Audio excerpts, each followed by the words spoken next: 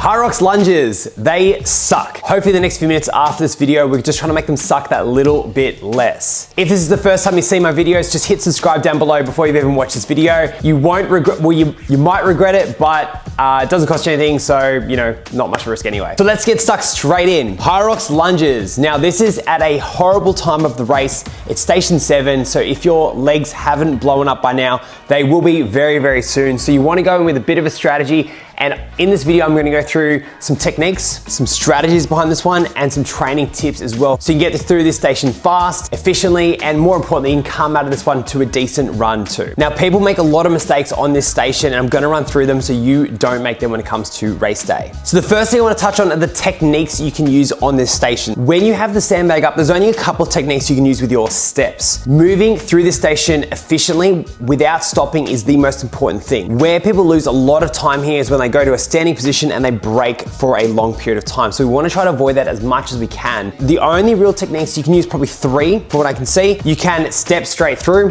which of course is the fastest, and it's going to be the quickest to get you through, but it also hurts you the most. It's going to blow up a lot of lactic in your legs, and I don't really know anyone that can do that the whole way and continue to do the run. Even the pros are taking little breaks in between, but that is the fastest way to get through it. The second way is you can have a little pause in a 2-foot standing position and then come forward. 2-foot standing position and then come forward. This is probably the most efficient way to get it done. And if you're someone who you're unsure on this station, I would start with that one as well. The third variation I've seen with this one is where you actually come up with a slight stagger and then continue to walk through. Slight stagger, continue to walk through. And the back foot will actually touch the ground. The difference is when you come to a standing position, there's almost a little micro lateral movement before coming forward again. Lateral movement, forward again. And if we're thinking efficiency of the movement, you wanna try to go as straight as possible through this one. So let's talk through the pros and cons. The step through is an obvious one. It is the fastest. My recommendation with this is to vary up the technique that you do use. So the step through is clearly the fastest. So you can start off on a step through with this movement. So you can basically regress or vary, having a little step in between and then a couple of straight steps there as well. Now I like this one because you can work to your strengths, because you can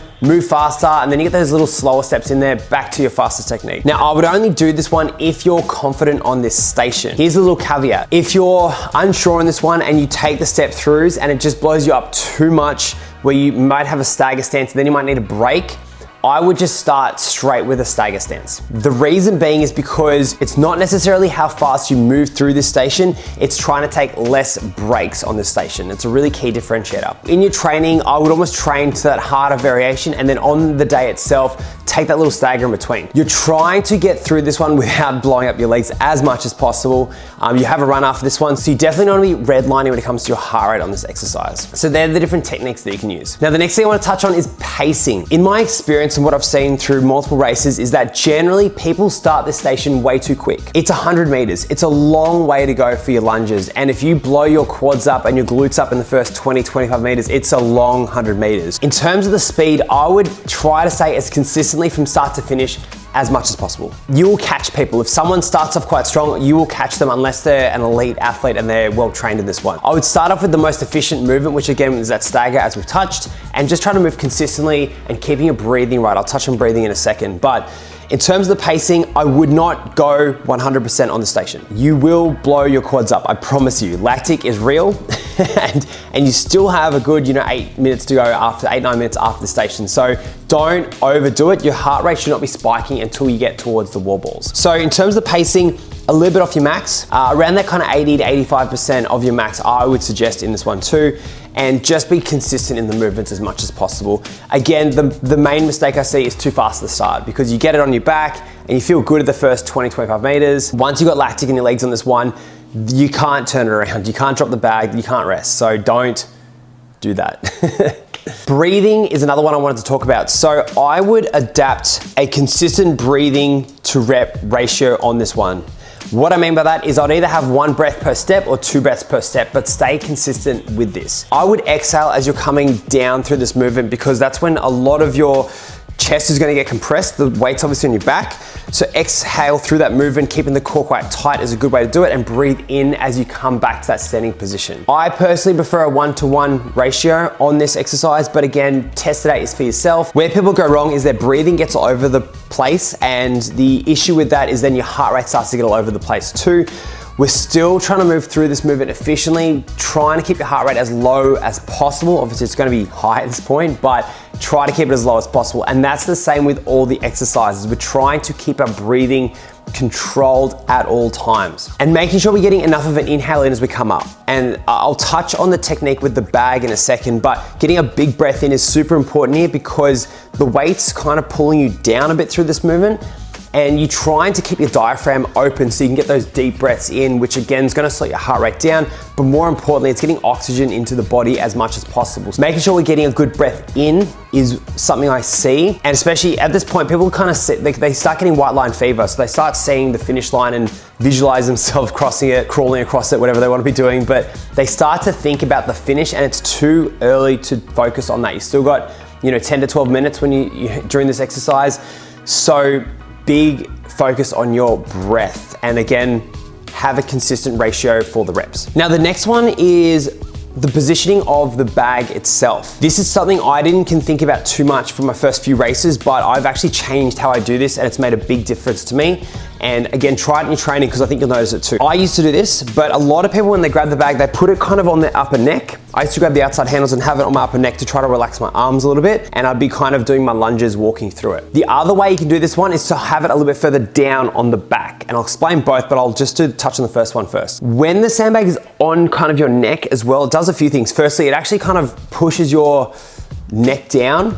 It puts more pressure on your spine, but more importantly, it's hard to get good breaths in. So yes, your arms are more relaxed in this position. So a lot of people naturally start at that position because you're trying to, get as much weight off as you can. It's gonna feel better at the start, but you're gonna find it more challenging to get good breaths in. That's the first thing. The second thing as well is if you think of the sandbag path, you almost want it going like this, like forward the whole time. When it's on your neck, what the tendency seems to happen is you almost come forward on it and then you almost have to come back and around a little bit. I'm exaggerating this movement, but when you're forward on the lunge, you almost have to do a bit of a good morning to get it back up, which actually makes it harder and puts a bit more pressure on your lower back, which we don't want to do. We're trying to move the bag as less as possible. So you almost want the bag to go forward at all times and not kind of like go down and then back up. So having it on your neck actually can make it harder because you naturally lean forward because it's pushing you forward, it's pushing your spine down, and it actually makes it harder for this movement. Now the alternative to this one is to have it as far down your back as you can. Now it may be a couple of inches, but it makes a significant impact. And again, please try this one in training because I noticed the difference immediately when I tried this. A couple ways you can do it. You can still grab the outside handles and just roll it down a little bit. But another way I found to be quite helpful is to actually grab the handles, put it on your back, and actually try to like almost use your forearms to roll it down a little bit. And this position here actually is a good one because it opens up your chest. So see how I can breathe a bit better here? It's lower on my back, and actually the weight is then almost directly under my hips, which is the strongest point it's gonna be because everything there is now in the strongest position it can. So if it's straight under your hips, that's where you're gonna get the power coming back up. It's a much better position. Now it does put more pressure on your forearms. So doing this technique, you're gonna feel your forearms fatigue as well. But the thing is, after this exercise, there's nothing really else with your grip strength anyway. You've already done your kettlebells, you've already done your sleds. It's one of those ones where it's pretty tricky to hold this position for the whole 100 meters. Having said that, it's gonna be better for your legs and it's gonna be better for your breathing. So I would suggest this. What you can do, because I've tested this out in training, is you can hold it in that position for as long as you can. I find it hard to hold the whole time, so I'll roll it up a little bit for a couple of reps, and I might even relax the arms and do these ones a little bit just to kind of get some blood back in the forearms, and I'll roll it back down as fast as early as I can. So I'll come up a little bit, or I just keep it down to go bang, bang, and then straight back down. When you're doing this one, I'll tell you a mistake I've made is I've had it in that position, and when your forearms fatigue, maybe halfway through, I've tried to like adjust by putting my arms to the side. You can lose your momentum doing this one. So I would suggest to keep your hands there, roll it up a bit, relax, relax, and back down, because if you start to muck around with moving the sandbag or even going to the side, you're just wasting energy. It doesn't matter if your forearm's blowing up at this point, but that will be a much better way to do it. The other one with the sandbag is how to get it onto your back. So there's a few different ways you can do it. You can go around the side and flip it, which I don't mind. You can clean it straight up and straight over, or you can go up and then over the top. They all kind of work. I would suggest trying to get it up as fast as possible. These are kind of minor details there, but I actually like the whole around piece. I just think it's a bit easier than like trying to flick it over your head. Again, it's just trying to limit the movements of the sandbag. So if I have to put it over my head, it's obviously more than coming around to the side. If you've got a good clean, you can bring it up nice and efficiently.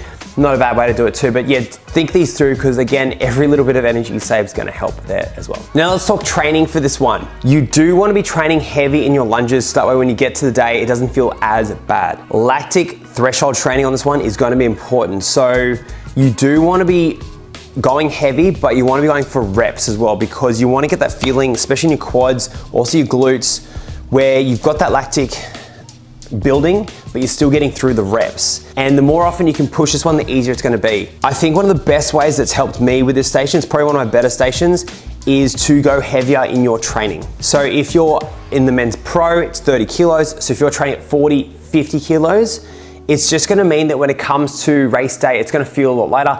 It still sucks. But if we progressively overload in training, when it comes to the day, it's gonna be a lot better. I would also add some sessions in there, and again, this is probably thinking more about the run, where you're doing this exercise and you're going into your run, because that next run is the hardest one of the whole day. It's the last one as well, but it's also one where your legs are gonna feel like absolute jelly afterwards too. So I would actually practice doing some lunges into a run and then back into lunges, just so you get used to that running under fatigue as well, because that's gonna make a big impact for this exercise as well. Thanks so much for watching, guys. Hope you enjoyed. Good luck on your next race, and hit subscribe down below for more fitness and HYROX content, and we'll see you in the next video.